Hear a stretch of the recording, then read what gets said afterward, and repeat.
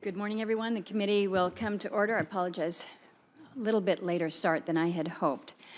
Over the years, we have conducted a number of hearings designed to examine the vulnerabilities of our nation's electric grid system.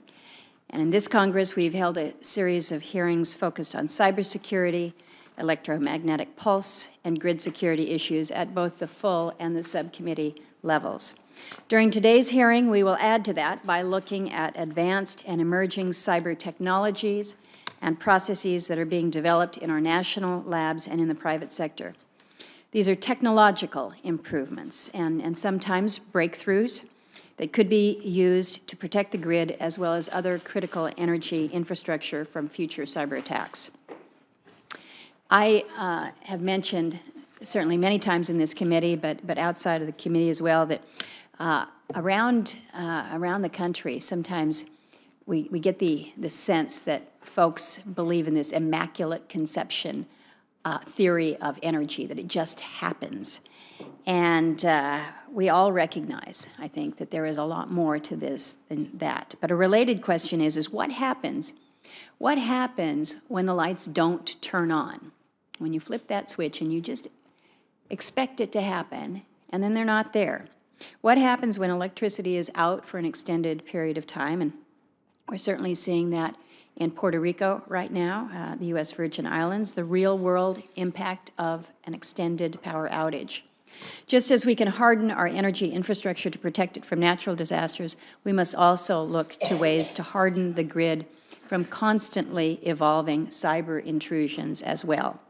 It seems like every day now we hear about an attempted hack or an actual breach that has taken place, and the list is long and getting longer. OPM, Ukraine's power grid, the WannaCry ransomware, Equifax, Anthem, Home Depot, Target, the list keeps growing and growing. Just last Friday, the Department of Homeland Security issued a public alert of an ongoing hacking threat to the U.S. energy systems. And in the midst of all of this, we have to continually look for ways to eliminate, diminish, or mitigate our vulnerabilities. So whether it's the application of quantum encryption, artificial intelligence, or moving control of grid infrastructure off of the public internet, the witnesses that we have today will help provide our committee with insights into how we can protect our national energy infrastructure now and into the future. Now, I mentioned quantum encryption, and I'd like to note a recent article by McClatchy about the advances that China has made on this topic. Earlier this year, China announced that a satellite and ground station 745 miles apart had communicated through quantum particles. Last month, a video conference between China and Austria, this is a distance of about 4,600 miles, was held via China's quantum satellite. They've established a 1,200-mile quantum link between Shanghai and Beijing and announced that they will build a $10 billion quantum research facility.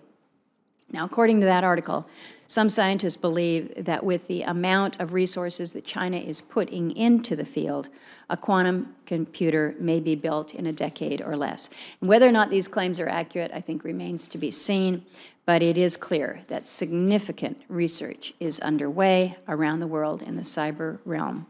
So I want to thank our witnesses for joining us today. I look forward to learning about the efforts that you have been involved with to combat and deal with this threat, particularly on the work that you're doing to keep our electric grid and our energy infrastructure safe and reliable.